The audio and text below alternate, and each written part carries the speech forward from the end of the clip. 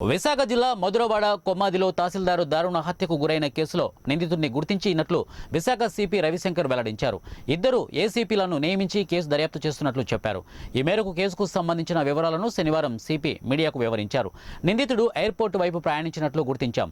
Railway ticket book చేసినట్లు ఆధారాలు లభించాయి. ప్రత్యేక బృందాలు ఏర్పాటు చేసి అన్ని ప్రాంతాల్లో గాలిస్తున్నాం. త్వరలోనే నిందితుడిని పట్టుకుంటాము అని సిపి వెల్లడించారు. తర్వాత ఎంఆర్ఓ ఆఫీస్కి సంబంధించిన సిబ్బందులందరితో కూడా ఎంక్వైరీ చేసి అదేవిధంగా ఎస్కేప్ రూట్స్లో ఉన్న సీసీటీవీస్ అన్ని కూడా చూసి విచారణ అంతా చేసిన తర్వాత ఈ అక్యూజ్డ్ ఆచూకీ అంతా కూడా మాకు ఇప్పుడు ఇన్వెస్టిగేషన్లో బయటపడింది. ఆయన గురించి ఇప్పుడు ఆయన్ని పట్టుకోవడానికి దాదాపు ఒక 10 టీంలు ఏర్పాటు చేసేసి చూస్తున్నాము. ఆయన మన ఎయిర్ రూట్ ద్వారా కూడా బయటకు వెళ్ళినట్టు సమాచారం ఉంది. అది కూడా ఇప్పుడు విచారిస్తున్నాము ఎయిర్పోర్ట్స్లో.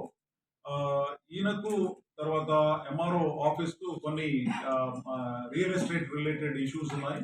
ఆయనకు ఇక్కడ రియల్ ఎస్టేట్ కంపెనీ కూడా ఉన్నాయి. ప్రాథమిక సమాచారం ప్రకారంగా కొన్ని కన్వేయన్స్ డీడ్స్ రిలేటెడ్ కొన్ని ఇష్యూస్ ఆర్ పెండింగ్.